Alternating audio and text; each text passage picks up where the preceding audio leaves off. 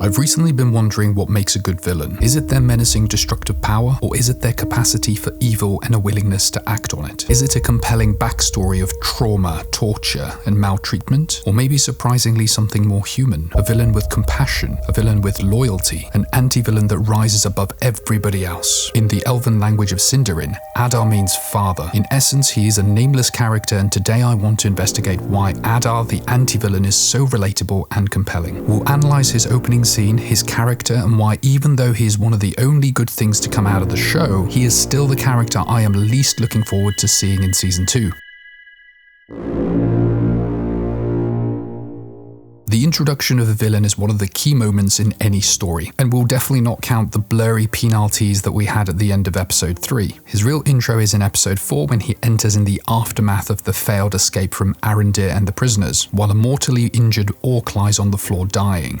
We watch as Adar enters with presence and respect for his comrades. Often the power of a villain can be shown through the body language of those around him, and in this case we see the sheer awe of the Uruk as their father passes through them. Both one of them yet so much more at the same time. With almost classic comic book villainous imagery, Adar is introduced. What happens next is anything but cliche. Before even addressing his enemy, he steps to the side of the injured orc. In a scene that demonstrates great mercy and compassion, he is clearly moved by the suffering of his injured child. You get an understanding that these aren't mindless creatures that he uses as cannon fodder, putting him out of his misery and the pain you can see in his eyes. And then the exchange with Arendir soon after.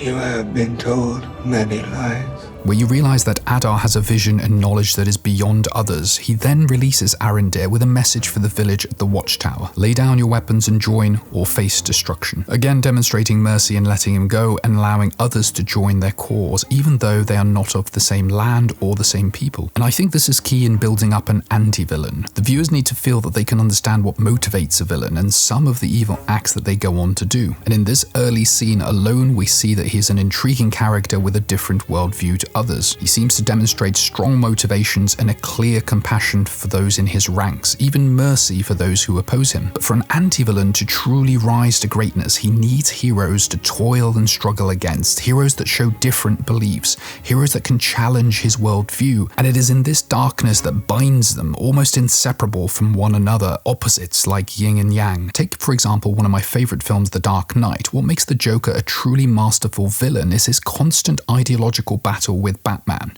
You see, the Joker believes that given the circumstances, anyone is corruptible and can succumb to evil. He is also about anarchy and upsetting the established order. While on the other hand, Batman has a more idealistic view of the world. He feels that there is good in all of us, and he is still bound by the order of society, which is then shattered by his knight in shining armor becoming Two-Face. This ideological struggle combined with their physical confrontations is what propels it to greatness. And so to truly have a great villain, you also need equally great heroes to fight against them. Now let's look at what heroes Adar is faced with. And we soon begin to see a common theme developing. Galadriel betrays her own company in the first episode by telling her men to leave their wounded behind on her quest for vengeance. Elrond betrays his friendship with Durin after swearing an oath. The Harfoot people betray their friends and family by leaving them behind if they are sick or injured or just old, then swiftly going on to singing songs that have a level of sarcasm that I don't think even I can reach. Nobody goes off train. That's right. Nobody goes off train.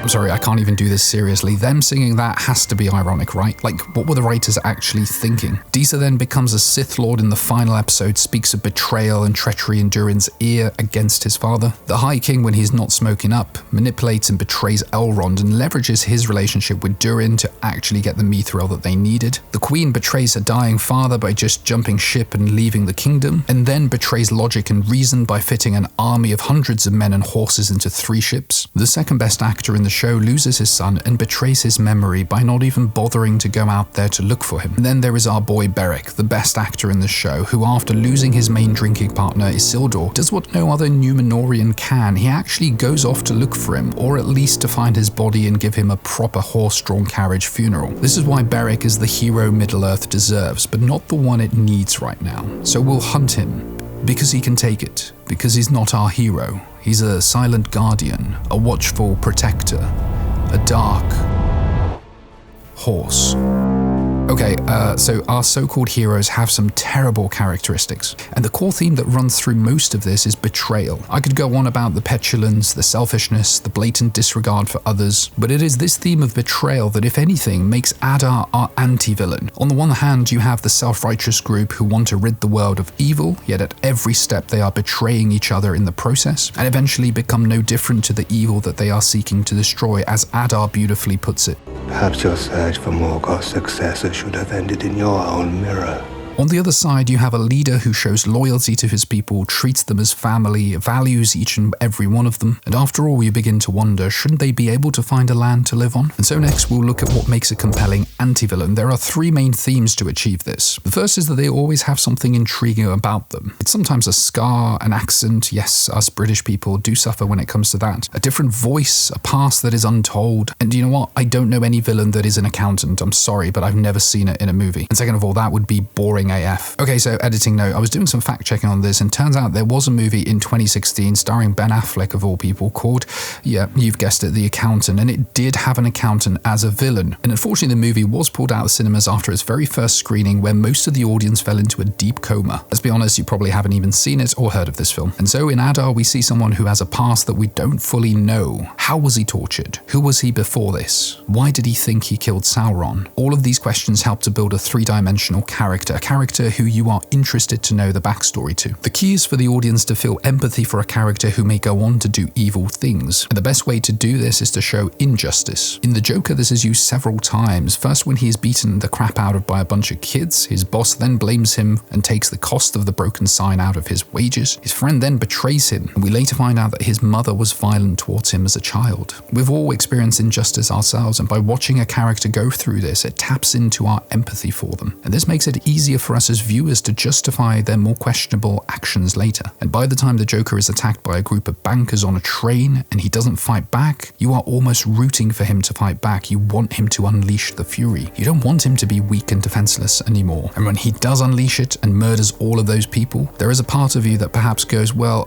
you've gone too far, dude, but maybe those people deserved it. This allows the Joker to continue up the stakes of morally questionable deeds, and you are on that train ride with him. And this is an example of great writing. The third is that they have a certain moral code which may not be the same as ours, but one that they stick closely to. A code that sets them apart from the average thug. Look at the opening scene in The Godfather. Don Corleone is approached to kill some people after they brutally beat up this guy's daughter, but he refuses. He's the head of a criminal organization, but within seconds you see that there is moral fiber in his character. Even though he goes on to take care of this in his own way, by refusing to do what would be expected of a thug or a bad guy, this immediately draws the audience in. This isn't your average meathead. Give me the meat and give it to me raw. And so I will give you the meat and give it to you raw. In any show where the closest competition shown to the villain is the compassion and loyalty shown by a horse, then you are in trouble. Beric showed more human emotions than any other so-called heroes in our show. This is why even with a compelling anti-villain, the show fails. There is no strong hero to combat and fight against. Arendir is an aging Instagram influencer type elf who's trying to bone one of his fangirls. Galadriel is a Karen who wants to return her shoes at the dollar store without a receipt and asks to speak to the manager. Doogie Howser is easily manipulated by his own kind and in turn betrays the only good thing in the show, his friendship with Durin. For me, good storytelling and character development is about multifaceted characters, three-dimensional characters with idiosyncrasies where there are good and evil parts of them, all interwoven together. And what makes it interesting is to see their journey and how they interact with the world around them. And unfortunately with Sauron, they resorted to a one-trick pony storyline taken from the classic era film, The Whodunit Murder Mystery. The payoff is never great for the audience, because rather than the journey, it becomes about the final payoff, and oftentimes the payoff is never as good as one would expect it to be. The truly good characters, no, not you, it's more about the journey and watching the characters reveal more layers of their complex personalities. In Adar's case, he's a fallen elf tortured by the enemy. He's visibly scarred and at times holds himself in a manner of a broken man. I'm fascinated by the duality of his personality, shaped from the time he was an elf and then the trauma he experienced. Also, paradoxically, he's the most elven of all the elves on screen. He has this poise, this dignity, this quiet confidence that only centuries of experience can forge. I must add that Joseph Moore's acting is brilliant and adds so many layers to this complex character. And by his actions, Adar seems to have believable motivations. They are consistent with his character and he continues to pursue them throughout the first season. He shows compassion, loyalty, and these are unmatched by our false heroes. But this may surprise you. Out of all the characters, I am least looking forward to seeing him next season. And apart from the Balrog, he's one of the least explored characters, only appearing in episode 4 and no screen time in the final episode. With the rest of the cast, unfortunately with hours of character development, all we are left with is cardboard cutouts. And my main fear is that the more they develop the character, the more they will get him to do stupid things, like instead of scouting a watchtower, to enter it with his whole army and to fall foul to the old Lego demolition job. Adar's personality is this complex oil painting that we've made mainly from our own imagination, but with the addition of a few dashes of color from the writers. What I fear we will be left with after more exposition from the writers is this finger painting my 2-year-old kid did. Yes, you can call it art, but dear God, do I want to burn it every time I see it. And if you weirdly enjoyed this, then I'm sure you'll love the Rings of Power episode reviews, which will come next. Thank you all and have a lovely day.